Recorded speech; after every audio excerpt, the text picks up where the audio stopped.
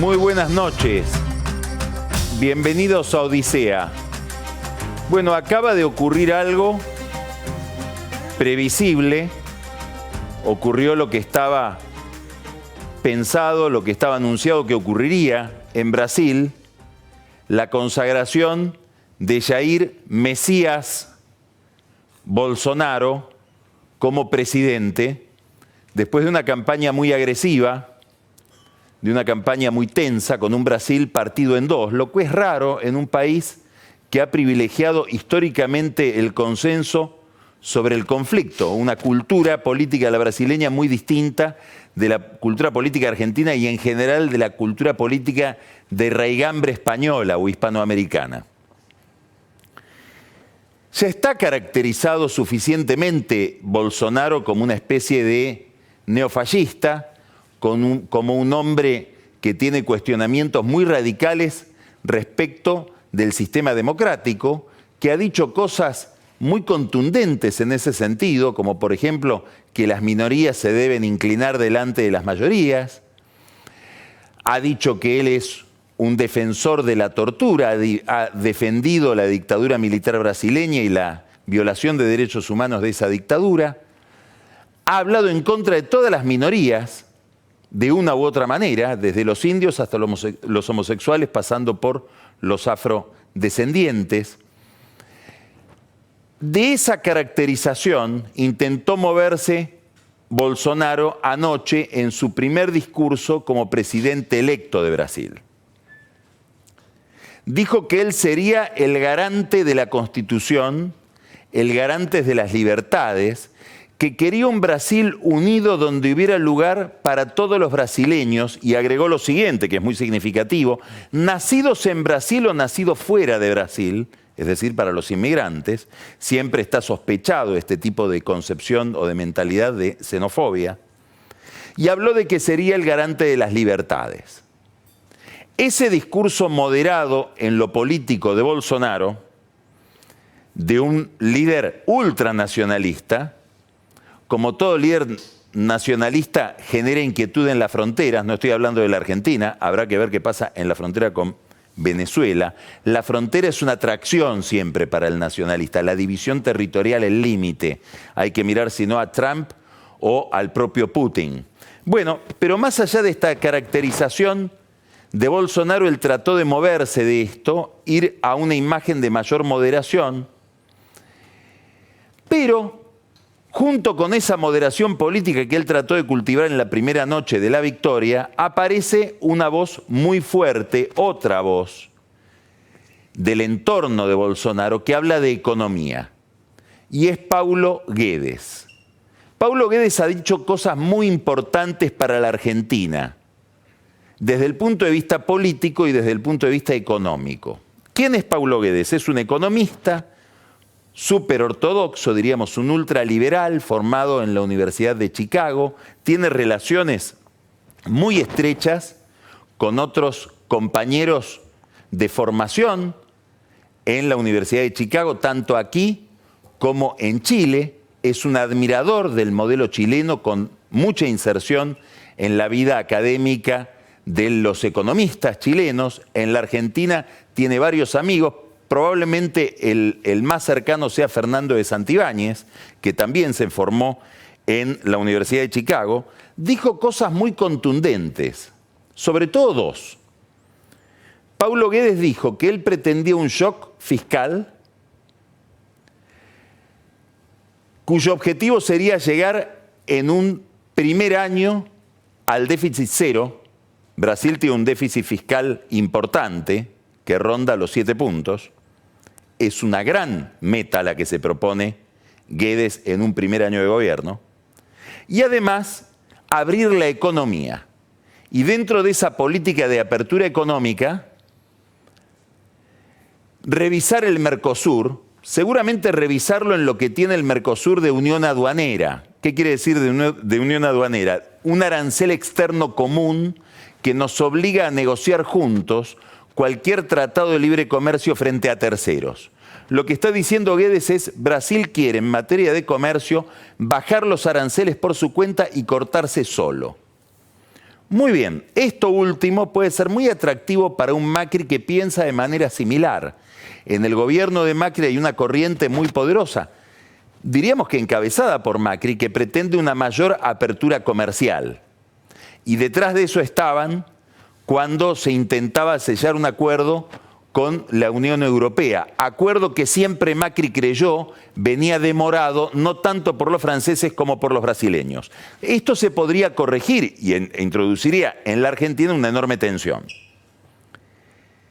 Toda la orientación que aparece ahora programática en materia económica del gobierno de Bolsonaro iría por este lado, iría por el lado de un ajuste ortodoxo y de una economía muy, muy favorable al mercado. Va a haber un idilio entre Bolsonaro y el mercado durante un tiempo. Después vienen las dudas. Seguramente va a mantener en el Banco Central a Ilan Goldfarb, que es un gran presidente del Banco Central, como ha demostrado en los últimos años en Brasil. Se habla de otro banquero, no tanto para el Banco Central, sino para el Banco de Desarrollo brasileño, que es una clave de la economía brasileña. Estamos hablando de Alexandre Betamio, que viene del Bank of America. Esto sería el equipo económico o el corazón del equipo económico. ¿Cómo va a vivir cómo va a convivir este equipo económico con el entorno militar de Bolsonaro, que está formado por nacionalistas que pretenden protección para la industria brasileña, pretende mantener empresas públicas que seguramente Guedes va a querer privatizar en su programa de ajuste? Esta es una primera gran pregunta acerca de cuál es la viabilidad de esta propuesta ortodoxa del ministro de Economía de Brasil en el entorno intelectual y político de Bolsonaro. Pero hay una pregunta mucho más interesante para la Argentina. Bolsonaro tiene en una Cámara de Diputados de 513 miembros, 513 diputados, apenas 52 diputados propios. Es verdad que en Brasil es más fácil traer gente de otros bloques porque las elecciones son uninominales.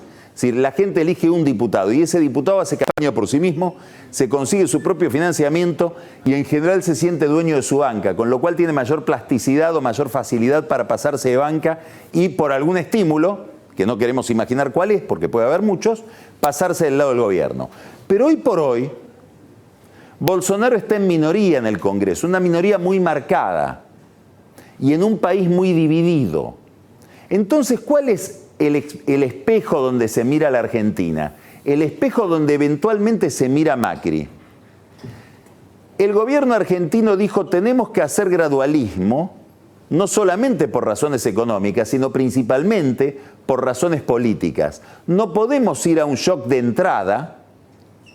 Esta fue la idea central del gobierno de Macri, porque no tenemos el instrumental político, no tenemos la coalición política necesaria para implementar ese shock. Estamos en minoría en el Congreso y por lo tanto vamos a tener que negociar todo con el Congreso y moderar cualquier pretensión de radicalización de un programa fiscal y de un programa económico de apertura, por ejemplo, de el comercio. Muy bien, Bolsonaro va por otro camino. Bolsonaro parece decir: no necesito demasiada potencia política para llevar adelante este programa. Tendrá razón, digamos, tenemos la oportunidad de ver, con todas las diferencias siderales que hay entre Brasil y la Argentina, tenemos la posibilidad de ver cómo se monta en Brasil un banco de pruebas para el experimento que Macri no quiso realizar y que tal vez tiene que realizar ahora con menos poder político que el que tenía en aquel momento, que es este programa de ajuste severo, recesivo, muy, muy doloroso, pactado con el fondo. Hay otra dimensión del programa que se va insinuando en Brasil que va a proyectarse sobre el debate argentino.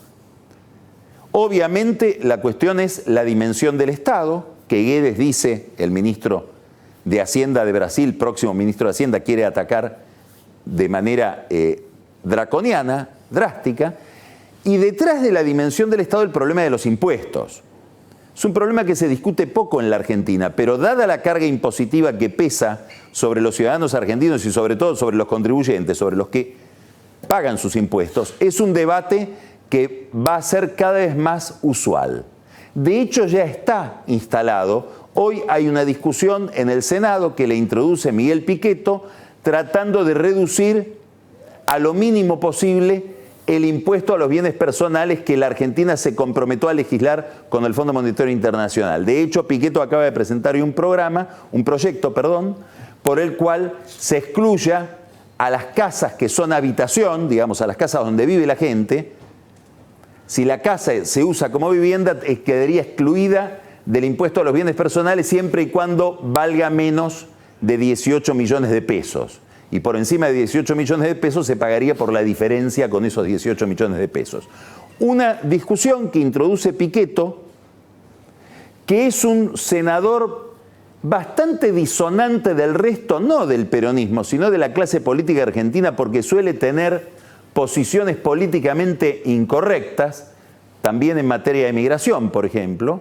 Bueno, Pichetto introduce en el Senado un debate sobre los impuestos. Habrá que ver si ese debate se expande y cuánto proyecta el debate brasileño su peso sobre el debate argentino en esta materia. Quiere decir que vamos a poder ver, así como el gobierno de Macri se justificó durante mucho tiempo y se sigue justificando en sus ajustes en que si no hacemos tales cosas seríamos Venezuela, ahora tenemos otro contrafactual. Otro mundo posible. Vamos a ver cómo funciona una política de shock en condiciones políticas difíciles, con instrumental político deficiente en Brasil, para ver si era posible o no lo que le piden a Macri que tendría que haber hecho. Habrá que ver si la dupla Bolsonaro-Guedes fracasa o triunfa. Hay otra dimensión de la elección brasileña a escala regional. Y es que es una gran interpelación para la izquierda. En la izquierda latinoamericana hoy hay un debate que se hace sentir cada vez más fuerte, sobre todo en las publicaciones que reflejan el pensamiento de la izquierda. Aquí hay el hundimiento electoral del PT. Lula se empecinó a ir con un candidato del PT a la elección. Se le habían propuesto alternativas. Una alternativa era ir con Ciro Gómez, que estaba tercero en la primera vuelta. Ciro Gómez sacó apenas 12% de los votos. Bueno, el empecinamiento de Lula en ir con el PT, también un PT muy cargado con las miserias del lavallato y el problema de la corrupción, más un gobierno de Dilma Rousseff que fue desastroso. Todo esto hizo que fracasara la opción de izquierda hoy en Brasil. Y se activa entonces más todavía el debate acerca de qué debe hacer un programa de izquierda en la región. ¿Por qué se activa? Bueno, porque pesa sobre la izquierda y sobre la izquierda nacionalista, que es en general la izquierda latinoamericana, la experiencia dramática de Venezuela, con la gente que huye del país. Pesa la experiencia argentina, con el escándalo de corrupción del kirchnerismo y una economía que llegó con la lengua afuera a entregar el poder al nuevo gobierno, y pesa también el fracaso previsible, o al menos hipotético, de Evo Morales, que va, todo indica, a perder las elecciones en Bolivia, a manos de Carlos Mesa. Entonces este panorama está generando que aparezcan izquierdas de la izquierda. Apareció en Chile un movimiento del Frente Amplio de gente muy joven, tan joven que ninguno de los líderes pudo ser candidato a presidente porque no tienen más de 35 años, el Frente Amplio, que impugna no tanto a la derecha de Piñera como al socialismo de Bachelet. En Perú, Nuevo Perú, comandado por una candidata que casi entró al balotaje en contra de Keiko Fujimori, que es Verónica Mendoza. En Brasil, un líder social de los sin techo, Guilherme Boulos, que sacó muy poquitos votos en la elección y que pretendía o se soñaba ser un heredero del PT, ahora a lo mejor tiene más derecho a soñarlo. Habrá que ver si hay una convergencia entre esa forma de la izquierda y la de Ciro Gómez. Y en la Argentina, realineamientos. Estamos viendo cómo se va Felipe Solá del Frente Renovador y busca una alianza con el movimiento Evita, con Victoria Donda. Es un curso de acción que habrá que ver cómo convive con el kirchnerismo. Y vimos este fin de semana el lanzamiento de otro personaje interesante, que es Juan Grabois, que también desde un movimiento social, no desde un partido político, que es la Confederación de Trabajadores de la Economía Popular. Grabois, un hombre muy ligado al Papa y a la visión del Papa sobre la economía informal, sobre los subocupados y los desocupados, lanza un movimiento que interpela también al kirchnerismo, porque dice, nosotros no somos kirchneristas, probablemente estén dispuestos a ir con Cristina Kirchner, pero con una condición, sin los corruptos. ¿Existe esa posibilidad? ¿Existe un modelo, un mundo donde está Cristina Kirchner sin los corruptos? ¿Es Cristina Kirchner alguien no corrupto como para que gente que pretende la renovación de la izquierda la elija como candidata? Bueno, toda esta es una agenda de problemas que aparece hoy en la Argentina, ligada a una cuestión dificilísima para la izquierda. Un tema que la izquierda no tiene bien pensado, que es el problema de la corrupción, como tampoco tiene bien pensado el problema de la seguridad. Es incomprensible la elección de Bolsonaro sin saber que en Brasil hubo el año pasado 63.000 homicidios, que en el estado de Río de Janeiro en lo que va del año hay 5.000 homicidios, que hay lugares donde la tasa de homicidios es de 170 personas por 100.000 habitantes, como Queimados en el estado de Río de Janeiro, prácticamente una guerra civil. Esta agenda de la seguridad explica la fantasía de muchos brasileños de que un grupo de militares puede venir a despejar este problema. ¿Cuál es el camino que debe seguir la izquierda para este problema o para esta crisis? Algunos dicen, nos hemos olvidado de las minorías, tenemos que tener un trato más afable con la sociedad, pensar en los homosexuales, pensar en las minorías de desocupados, pensar en las mujeres, pensar en los pueblos originarios. Hay voces contradictorias con esto. Justamente en el debate sobre el destino del PT en Brasil dice, no, hemos pensado demasiado en las minorías, en reivindicaciones absolutamente justas, pero nos hemos olvidado del trabajador. Y acá viene una voz interesante, dura, controvertida, muy controvertida, que es la de Steve Bannon. ¿Quién es Steve Bannon? Es el cerebro de Donald Trump, que era su asesor hasta que tuvo que desprenderse de él porque ya era demasiado incorrecto políticamente Bannon. Acaba de dar una entrevista muy interesante, muy polémica, en el Mercurio de Chile, que se publicó este domingo, donde Bannon dice, acá se acabó el centro. La gente va a tener y va a estar obligada a votar en Occidente entre dos populismos, el populismo de la izquierda y el populismo de la derecha, que somos nosotros con Trump. ¿A qué se refiere Bannon? Se refiere a un gobierno de derecha proempresarial que decide bajar impuestos y hacerse cargo de la angustia y el miedo de los trabajadores, dándole soluciones tan controvertidas como el cierre del comercio o el cierre de la inmigración. Este planteo de Bannon interpela a la izquierda que dice, mucha gente que se siente víctima de la globalización se está entregando en manos de la derecha. La izquierda no puede darle solución a los trabajadores. Esto es lo que ven estos izquierdistas en el triunfo de Bolsonaro en Brasil. Un gran fracaso. Y un Bolsonaro al que Steve Bannon, el cerebro de Trump, dice, estamos frente a un héroe, porque Brasil, por las políticas populistas de izquierda, estaba al borde del abismo y Bolsonaro ha venido a rescatarlo. ¿Se proyectará esto sobre la Argentina? ¿Interpelará al kirchnerismo? Cristina Kirchner, muy poquito, recupera imagen gracias a la recesión. ¿Cuánto va a ser el balance de esa izquierda? ¿La recesión podrá salvar a la izquierda kirchnerista de la corrupción? ¿Se olvidarán los cuadernos porque viene el desempleo? La gran apuesta de la izquierda es esa hoy en la Argentina. Es el gran desafío de Macri, que piensa en una recesión breve y poco profunda. En esa dimensión, en cuanto sea el calado y la duración de la recesión, probablemente se juegue el futuro del gobierno, pero también el futuro del kirchnerismo, en una Argentina que parece estar de nuevo polarizada. Vamos a empezar Odisea dando vuelta a esta página.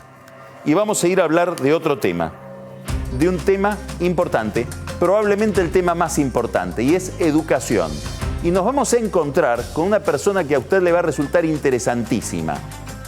Es un abogado, se llama Patricio Ferrario.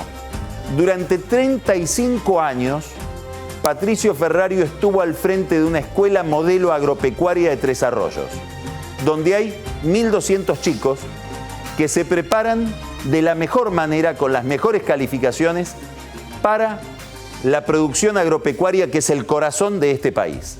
¿Cómo es que ese experimento funcionó?